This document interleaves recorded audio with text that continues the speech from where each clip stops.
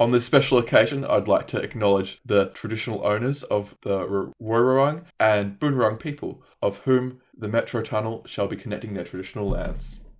G'day, Tom. Hello, Adam. Glad to be here.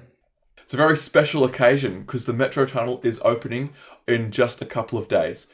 This podcast is recorded on the 27th of the 11th, on Thursday morning. And it's a special time because you've just come out of Arden Station, I believe. Yes, I was at Arden Station this morning for a media event with the Premier, and then yesterday I was at Town Hall.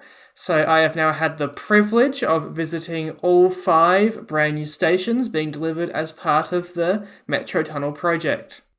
And I assume you have all the pins? I do have a full collection of Metro Tunnel station pins and a Metro Tunnel brand pin as well, which are very lovely. Well, that makes you truly special. You know, some might be saying that you're the new king of the Metro Tunnel. Why do you think you're getting such special treatment? It's obviously in the lead up to the launch of the tunnel this week. The government wants to have as much publicity about the new stations, the new service, and the summer start as possible. And as part of that, it's all about spreading the word about the new stations and the tunnels and making sure everyone is aware that it's opening this Sunday, the 30th of November. A little bit early as well. I know. Well, it's not really summer. That's the thing. No, not quite. So today you went to Arden Station. Well, how did that go? Can you give us a rundown? Arden Station, I went there this morning. The Premier was there, the Public Transport Minister was there, and so was the Deputy Premier. And that was about the fact that Arden Station is located just on the doorstep of North Melbourne Football Club. We were there with the AFLW team, who will be playing in the AFLW Grand Final this weekend, I believe. And should they be victorious, they will be having an open day on Sunday. The tunnel is opening, as just another thing that might be happening on the opening day. And what the event was basically about is just promoting the co-location of the footy club and the Metro Tunnel station. It really enables more people to get into the precinct and North Melbourne's club, simply because there's so much better access. At the moment, it's pretty hard to get there in public transportation, just because there's a lot of big gaps, especially out to the western suburbs. It's very hard to get there at the moment. So the Metro Tunnel will cut a lot of time off getting to North Melbourne and a lot of other, destinations around that Arden precinct in North Melbourne. Did you get to talk to any of the AFLW players? I did not get the opportunity. It was a very, very quick press conference this morning, but they all seemed very, looking forward to having the new access, which will also obviously be great for players and staff at North Melbourne as well as, the potential for 30,000 new jobs the government believes will be attracted into the Arden precinct over the coming decades. So how's the station itself?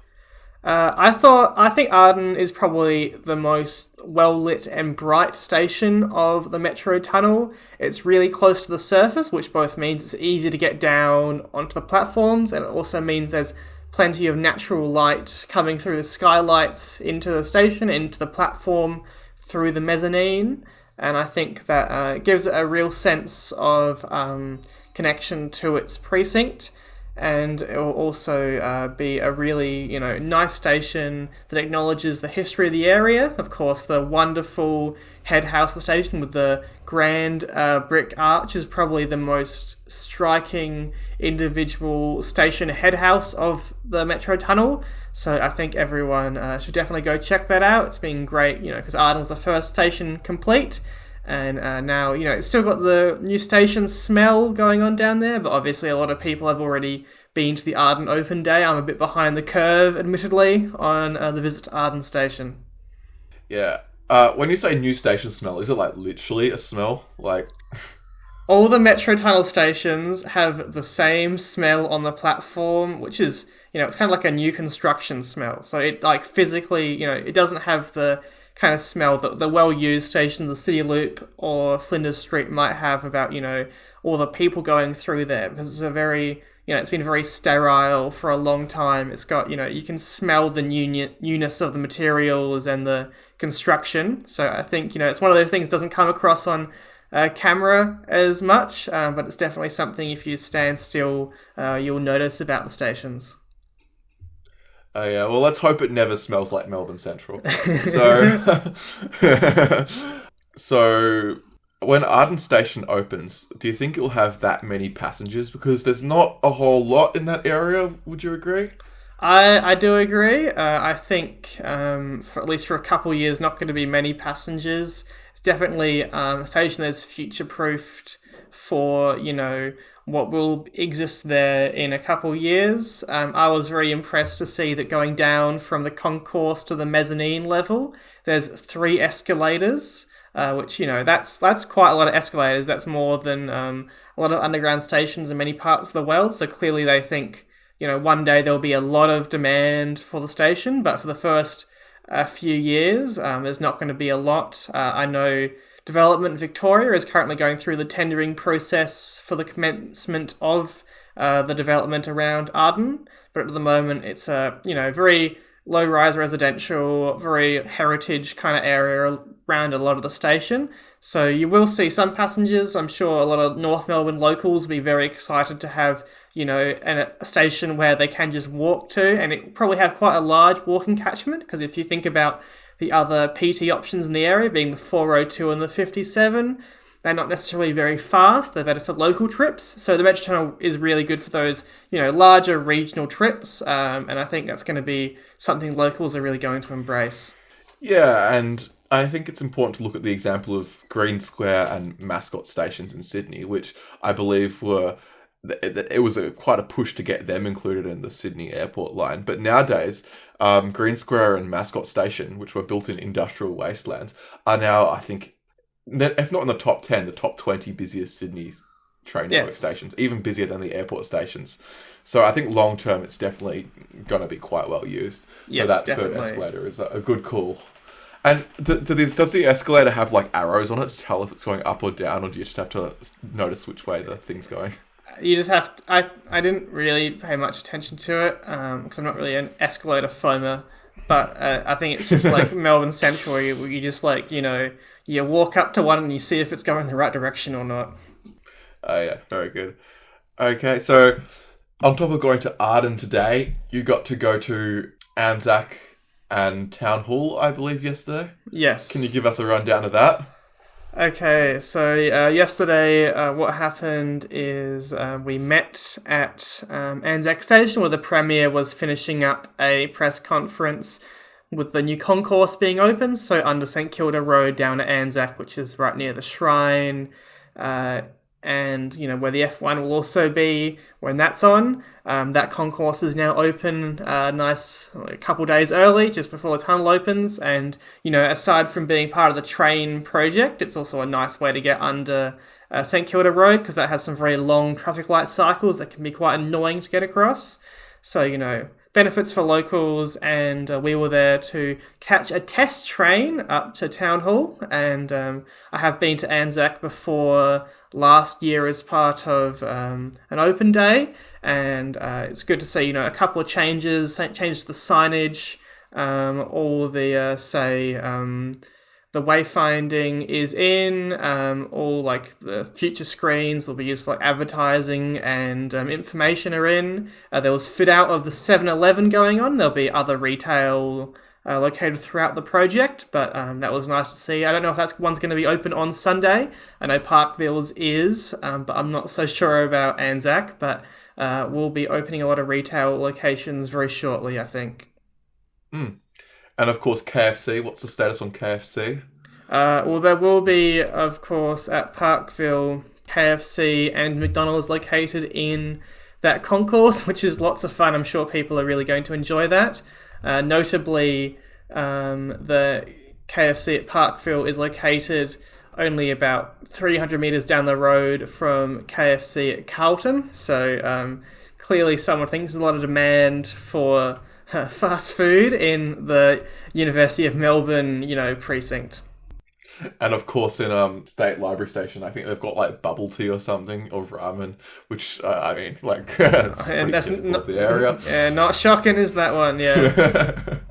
So, what was it like being on that test train going to Town Hall Station? The trains themselves are really amazing. Last time I rode a test train, I was in high vis, a hard hat, and steel cap boots because it was really a testing environment.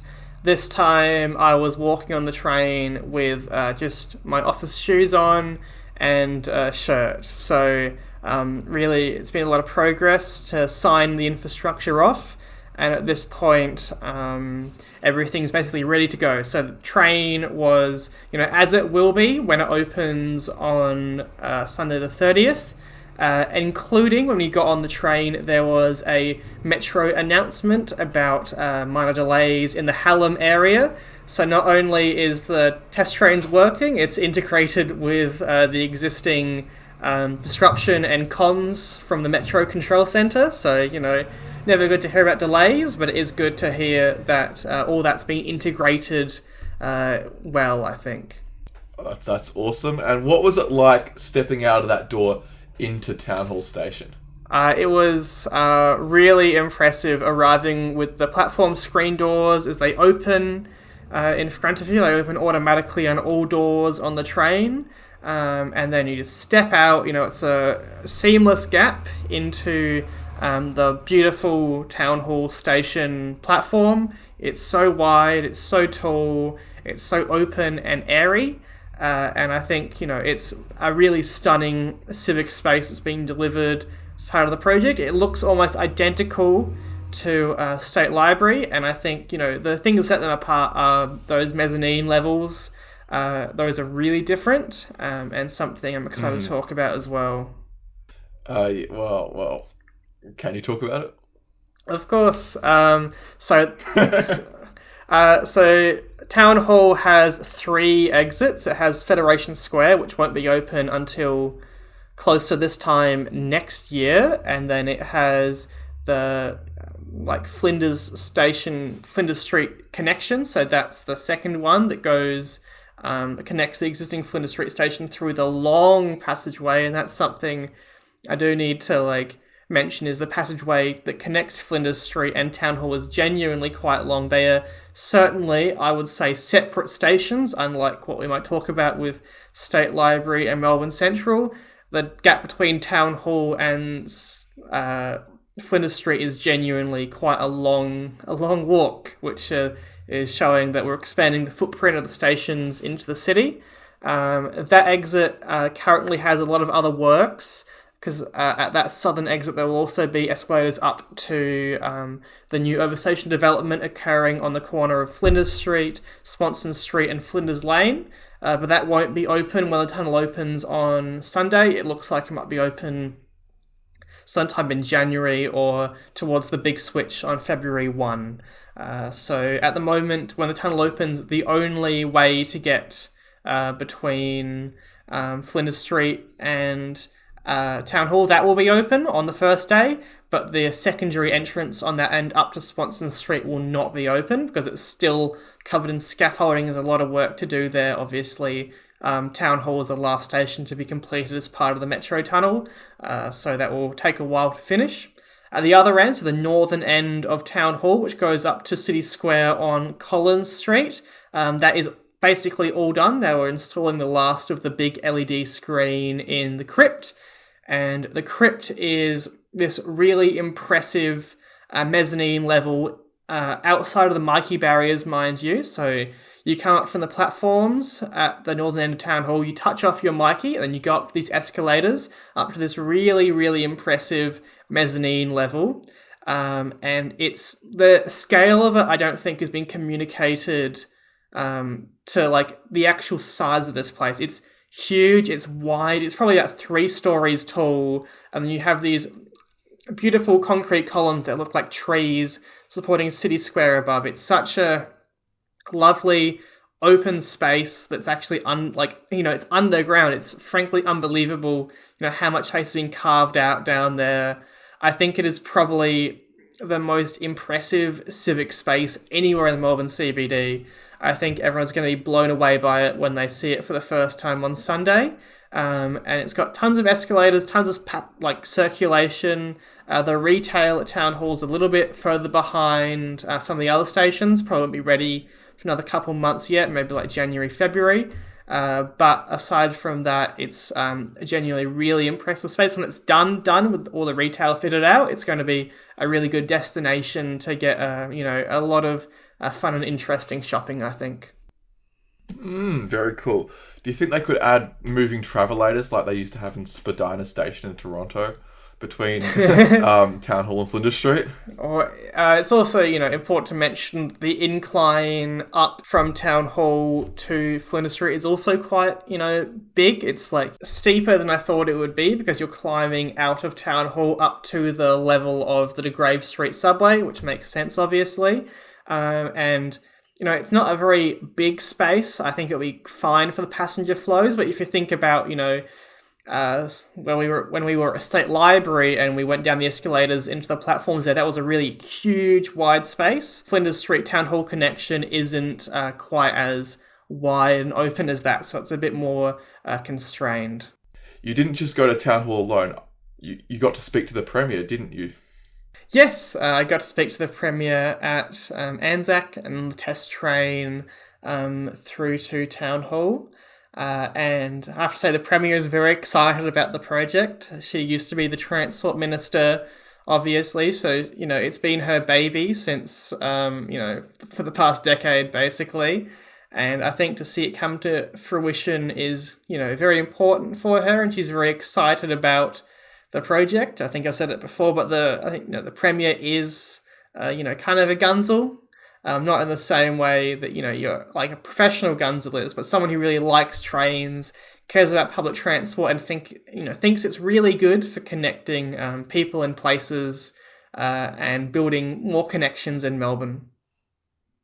Yeah, she's been with the project for a whole decade, I believe.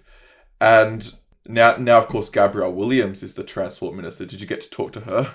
No, I have not actually met or spoken to Gabrielle Williams yet. Hoping I might get to at some point, but haven't had that privilege as of yet. Yeah, it does seem like Gabrielle Williams is enjoying the portfolio, so that's pretty cool. Okay, now on to the controversy section.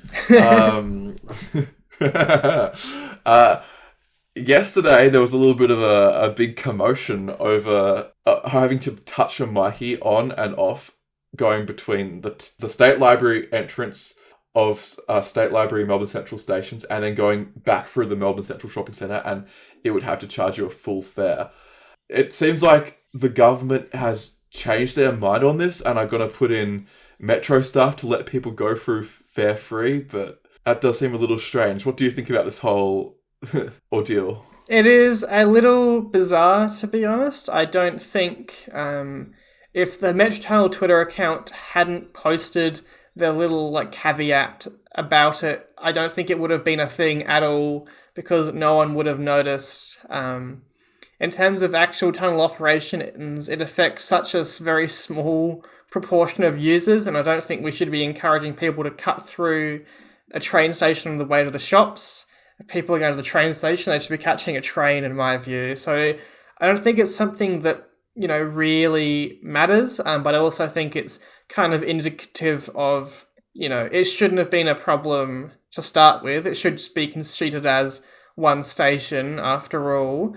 And I think, the way to fix that is probably to, whenever you touch on Melbourne Central State Library, is the system just registers that as Melbourne Central / State Library. So it's one, coherent station complex and structure because, that's clearly what it is. These stations are very close to each other. Frankly, State Library would better off being Melbourne Central 5 and 6 given the sheer proximity of these platforms. I don't think is a very unreasonable thing to say.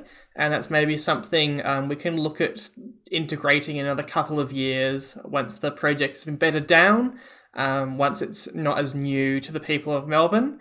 But I do think it is it's, a slightly real problem, but it's definitely been overblown in terms of the actual inconvenience and problems it's going to provide, I think. Yeah, I kind of think like they set up the trap and walked into it because they had been making this whole big deal about opening the concourse at Parkville and Anzac as a way to like walk underneath traffic lights and stuff. Like they were really promoting that. And then they kind of say the opposite for the State Library. But they're clearly different. They're planned differently. So I don't think it's very much of a big deal personally. Yeah. And I hope they can just fix it so it counts as a Mikey change of mind rather than leaving barriers open or harassing Metro staff with it. I don't think that's a very good long-term solution. I don't think anyone really wants to do that. So, hopefully the department can look at having a good solution to that before the big switch. Well, it is really important, actually, that people can make this trip because they need to get to their Pop Mart to get to the Labubu drop extra quickly. They might miss out. Have you seen the line? I think Labubus might be gone now. I don't know if they're still doing Labubus. Yeah, I guess we really are in the 6-7 age. Okay. Next controversy topic. Fire safety. Is the Metro Tunnel safe, Tom? I think the Metro Tunnel, which has been certified by the Federal Rail Safety Regulator, is safe and is going to open without any issues. I think if the Federal Safety Regulator had any problems with the operational or, fire safety systems of the tunnel, they would not sign off and allow it to be opened this Sunday. And I don't think it's going to be something that's going to be impacting the project. So I'm very confident in the safety of the Metro Tunnel. Do you think that we'll see a few people trying to hand out flyers telling people the tunnel's unsafe on opening day? I think that seems unlikely, surely, but you never know, I suppose. Why do you think they're saying this, though? Do you think they've seen something that we haven't seen? There's always the potential, but if that has occurred, I would, encourage anyone who has concerns to talk to the Federal Rail Safety Regulator, who are the experts when it comes to this type of thing, rather than speculating about it online, which I don't think is very helpful for anyone. I think that's very productive at all. Yeah, I don't really believe there are any problems. The next sort of controversial topic about the Metro Tunnel is the timetable padding. The summer start timetable indicates that it would take about the same time to get from Melbourne Station to Town Hall as it currently does get from Melbourne Station to Flinders Street, even though it stops at one less station. What do you think's going on there?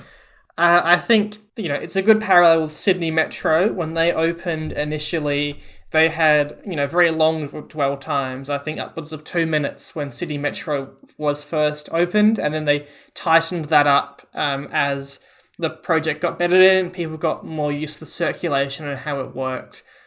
The problem with the Metro Tunnel is it doesn't have the same flexibility with timetabling because of constraints at each end of the tunnel. Because fundamentally it's a very long, 100 kilometres. City Metro is an isolated section, doesn't have the flexibility because of things like V-line interaction and scheduling with junctions at Dandenong. So there's less flexibility, so they have to bed it in and get people used to that now. I don't think it's an indicator of what the dwell times will be when the project opens up in February for real. I think Summer Start is very much, it's promoting the tourism and the experience of the tunnel. Using it as a real transportation connection isn't the priority for the moment, I would suggest. And therefore, it's one of those things that we'll have to wait and see what the real timetable provides. And if it is the dwells are bad there, I think, that's something worth criticism. Is it worth criticism for the Summer Start timetable where it's not really a serious transportation service as of yet? I don't think that's really a big priority. From what I saw at Town Hall is the trains did sit there for a little while. I think that's to be expected, really, especially considering it's also integrated with the regular City Loop services on both sides of the tunnel. So that's not too shocking. And when I was at Arden, I would watch the train pull in, open the doors, and it was only for a very limited period of time, about the same as you'd experience anywhere else on the rail network. The train closed its doors and headed off quite quickly. So I think, there is padding, but they also, are aware they have to run a serious transportation service come February 1. And of course, the platform screen doors should reduce some of the delays, right?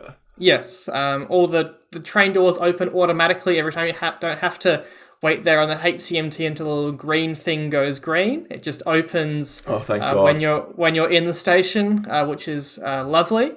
So that should really, increase passenger circulation and get everyone on and off the trains much faster, I think. Oh, awesome. Yeah, and then there would be kind of less necessary for peak padding because there'd be less. People won't be really jumping in front of the trains at at Town Hall Station. Something people have noticed online is that the metro tunnel seems to show trains going round the city loop on Google Maps. Classic Google what time Maps do you think? Action. Yeah.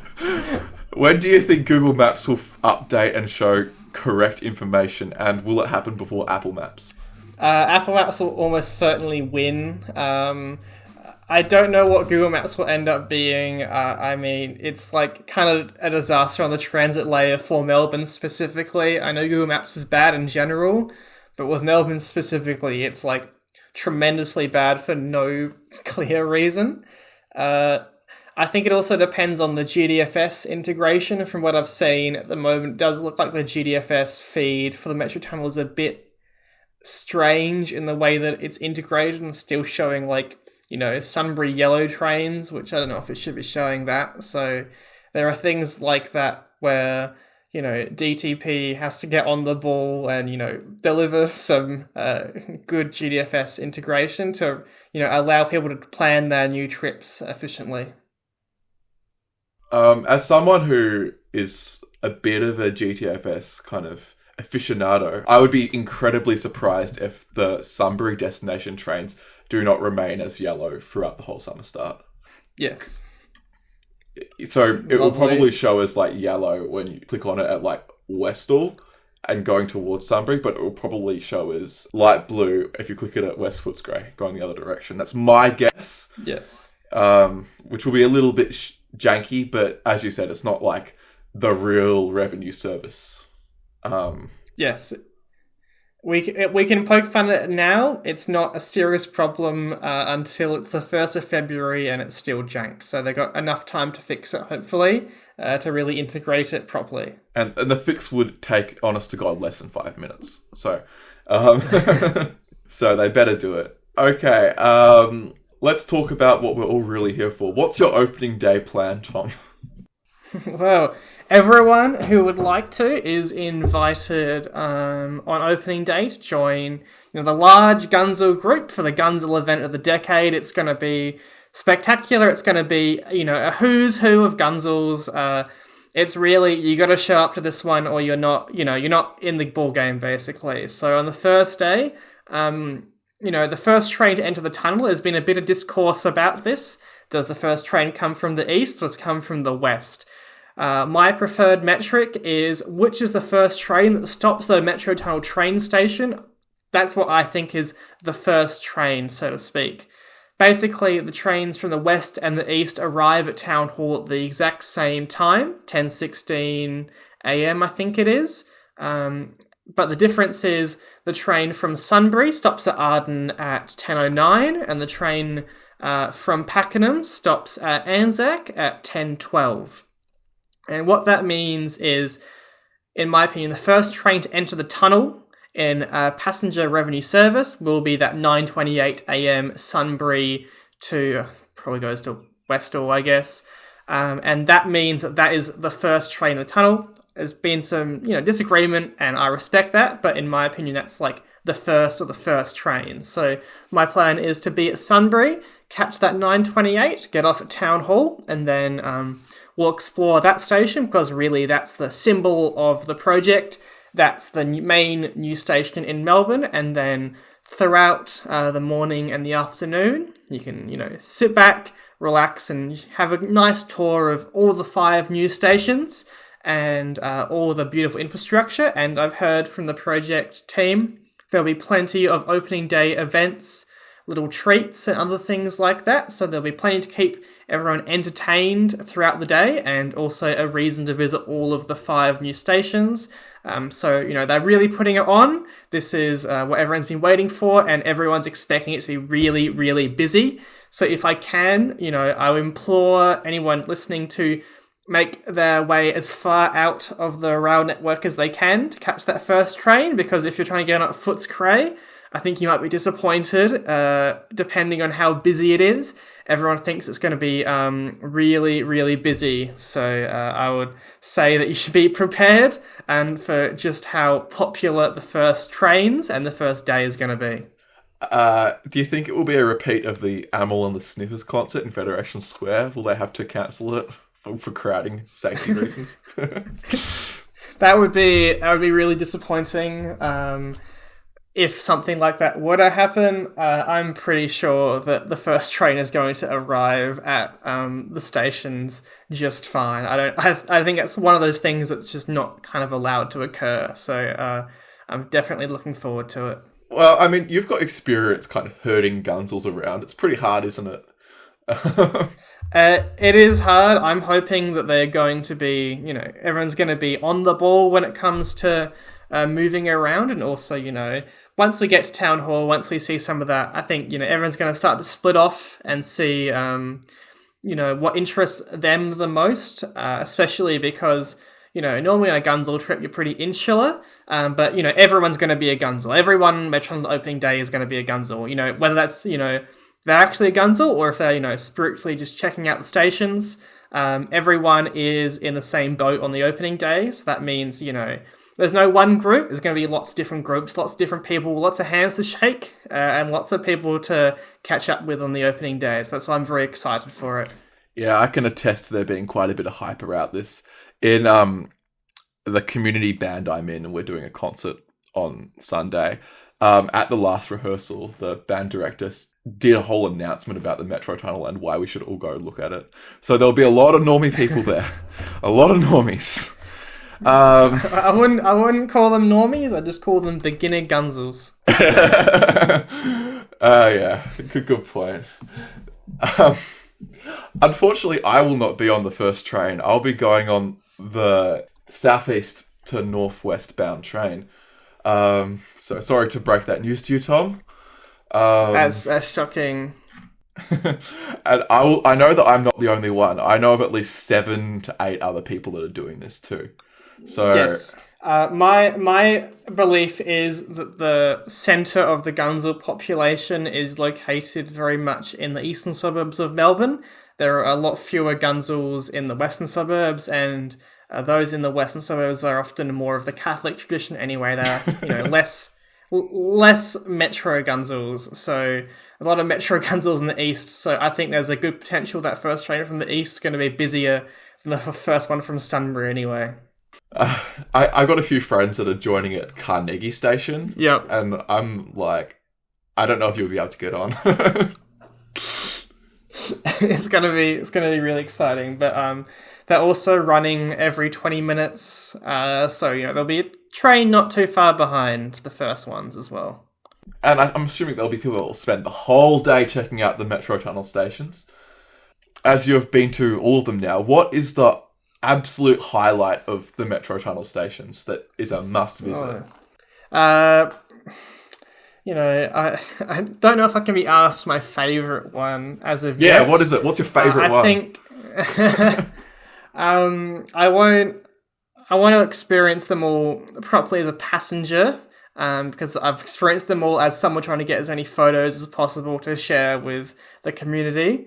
But I would have to say the concourse at Parkville is stunning. That's a really nice public space. I think that is one of the top things worth checking out. I think Arden Station Head House is a very nice structure. There's hand-laid bricks, some beautiful brickwork done all through there. The crypt at Town Hall is really, really wonderful. I think everyone, that's a must-see for me, and I think for everyone else.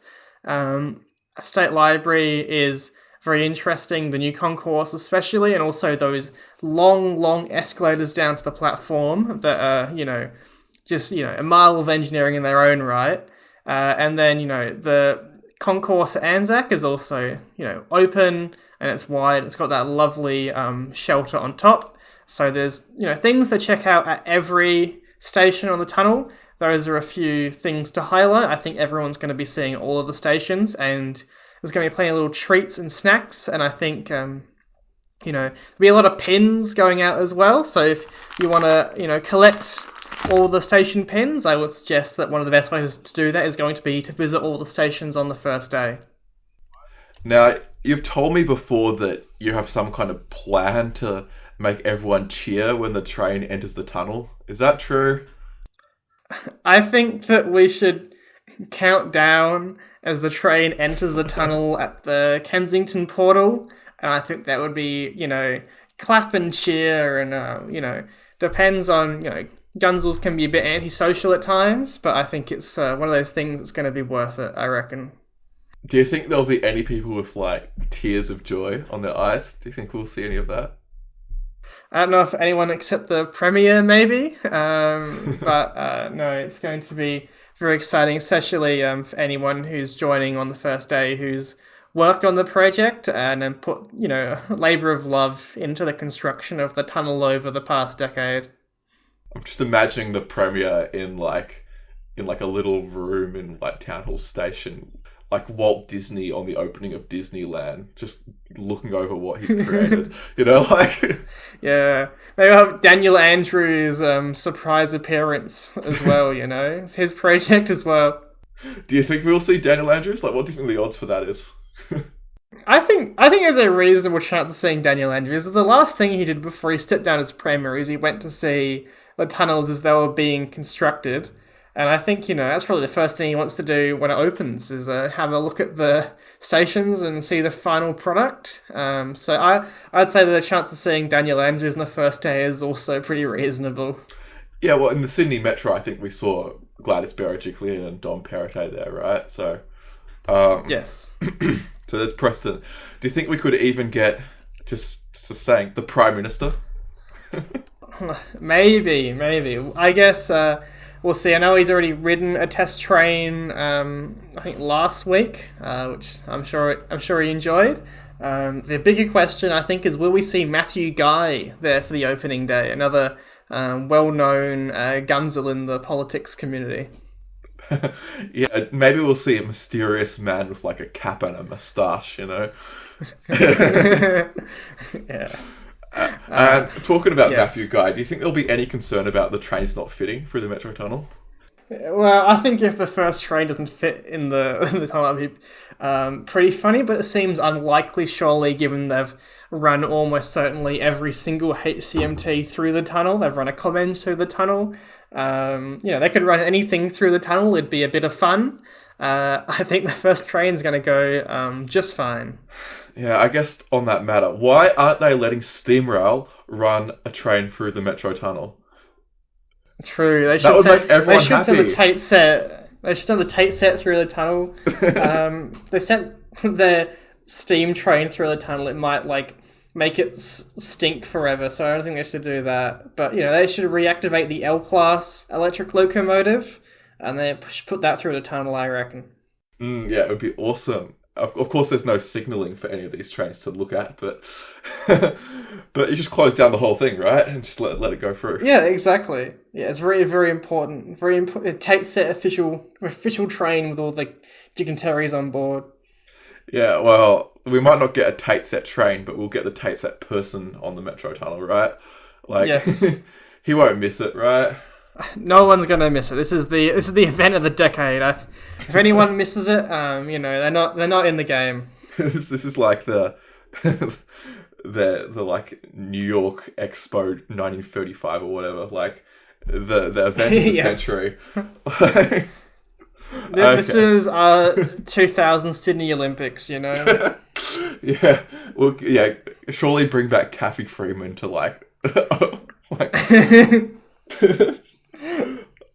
open it or something. Someone who I don't think will be there will be Premiers Napfine and Bailey. Well, they didn't build it through Fisherman's Bend, did they? No, that they won't be there. Well, maybe they will be. I don't know. I think Dennis Napfine is busy being a gambling industry lobbyist right now, so he might have his plate full.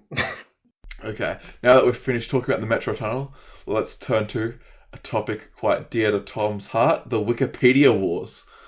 Can you give us a rundown of what you've been doing on Wikipedia recently? I don't know if this is interesting or worth including, honestly. But no, it's interesting.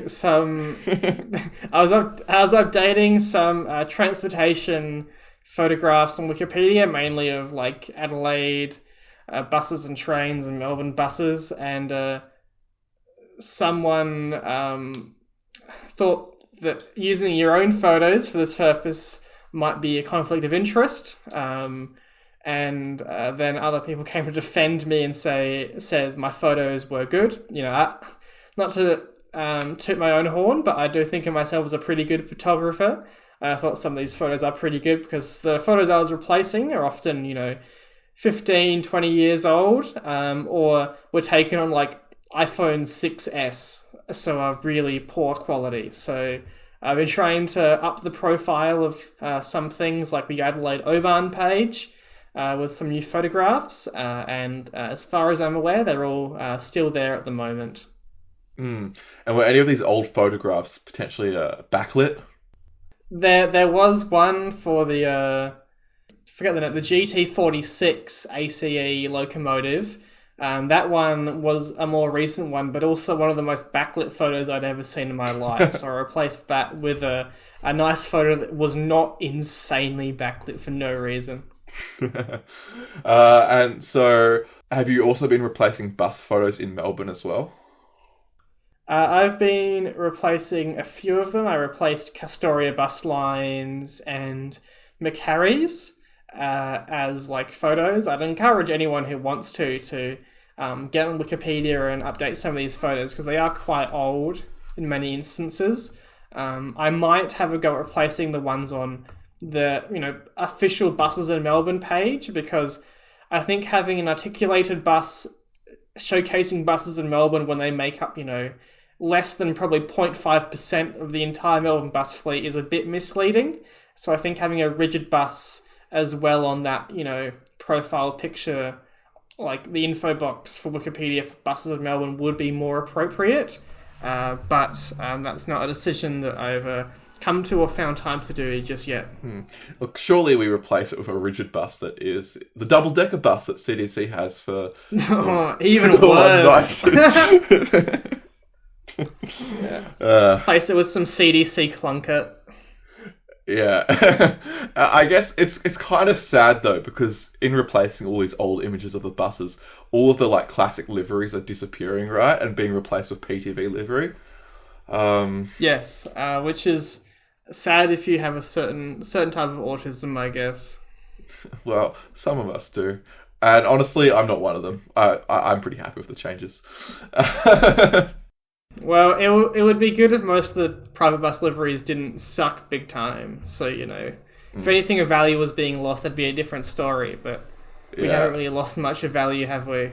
Well, don't you go to sleep just dreaming of the Dyson's bus livery and how ugly it is? Yeah, the slop livery. Okay.